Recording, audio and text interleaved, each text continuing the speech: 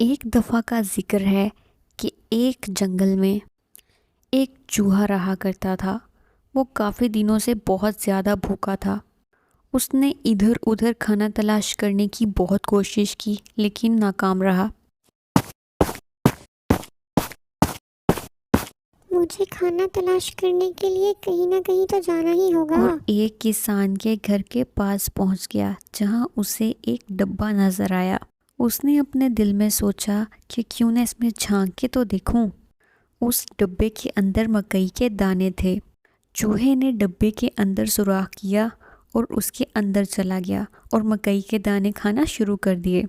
کھاتا گیا یہاں تک کہ اس کا پیٹ پھول پھول کے بہت بڑا ہو گیا۔ اس نے ڈبے کے اندر سے باہر آنے کی کوشش کی لیکن چونکہ سوراخ چھوٹا تھا اور اس کا پیٹ بہت بڑا ہو چکا تھا اس لیے وہ باہر نہ آ سکا۔ وہ زور زور سے رونے لگا۔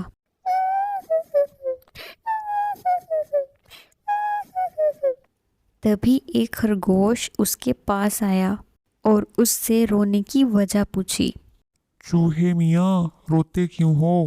اس پر چوہے نے جواب دیا، کیا بتاؤں خرگوش بھائی، مکئی کے دانے کھانے کے لیے ڈبے میں گیا تھا، اب باہر نہیں نکل پا رہا۔ اس پر خرگوش نے جواب دیا، تمہارا پیٹ بہت موٹا ہو گیا ہے جس کی وجہ سے تم باہر نہیں آ پا رہے ہو۔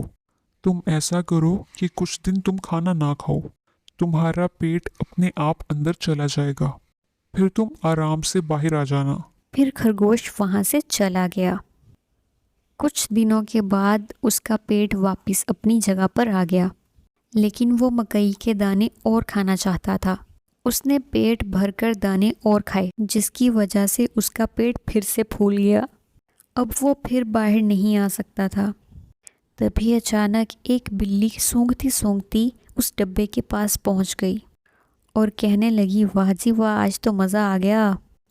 یہ کہہ کر اس نے چوہے کو کھا لیا اور چوہے کو اپنے لالچ کی سزا مل گئی۔